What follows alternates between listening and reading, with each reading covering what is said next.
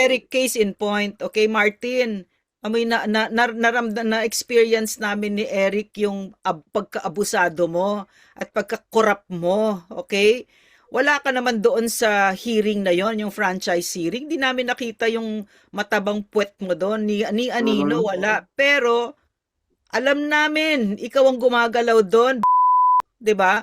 Alam namin yung mga nandun, mga tao mo yon, yan sila Stella Kimbo, yan si Abante, si Correct. Akop, lahat Si yan, si Paduano. Patuano, Daniel Fernandez, Yan. yan, si JJ Suarez, mga aso mo Yes. yan. At aso mo sila, yan, pati sino pa yung mataba, yung taga Samar, si Si, Libanan, Nonoy si Libanan, Libanan. yung mga yan, no?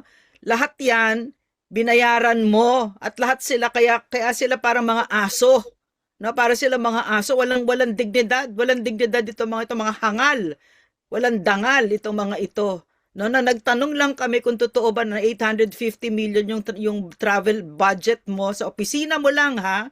Mhm. Binaboy kami doon, no? So, to put it doon sa budget, hindi naman kailangan makita yung pagmumukha mo. No, may mga aso kang binabayaran. Yan. Kitang-kita na namin yung mga aso mo, 'di ba? Mga kaya Mhm. kaya mo kaya yung politics mo, Martin, talagang ano, what's that? Pang probinsya, parokyal, talagang Parokyal. baryo Oo. politics, yung namimigay ka ng pera na nasa supot, kadiri ka, no?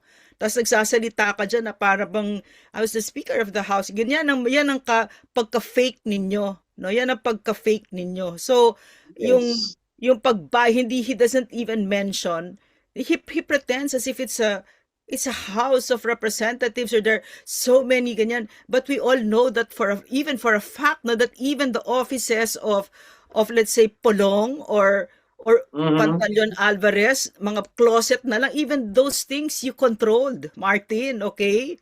No, so Correct, don't ma'am. don't make it seem as if wala kang alam at this is a house of representatives. No, Martin, it what under your leadership, no, it devolved, it mutated into the most rotten Congress ever, which is really a mirror of who you are, you rotten